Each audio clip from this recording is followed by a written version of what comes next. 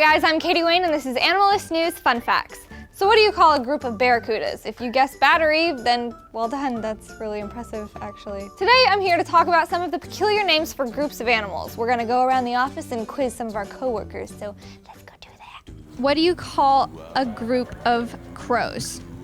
A murder. I know that one. Annoying. A batch.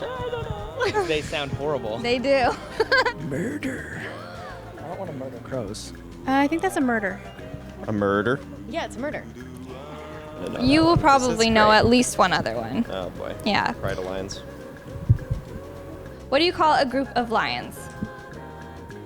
A murder. No, that's a murder of crows. It's not herd, is it? A herd? No. A pride? Pride. Lion. A pride of lions. Yeah. That would make sense. See, you knew that. Pride of Lions. A pack, maybe?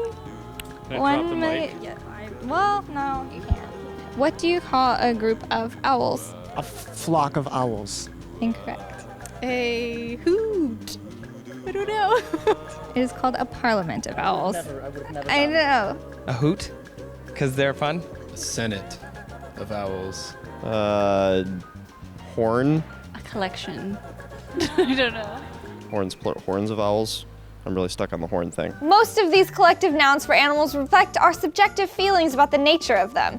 Actually, there are so many more interesting animal group names, like a bloat of hippopotami or a congress of baboons, my personal favorite. What are some of your favorite animal group names? Be sure to let me know in the comments below. Also, check out our episode on kitty eating habits here, and download our app to keep me in your pocket like a little pocket Katie, and you can click my face to do so, and be sure to subscribe.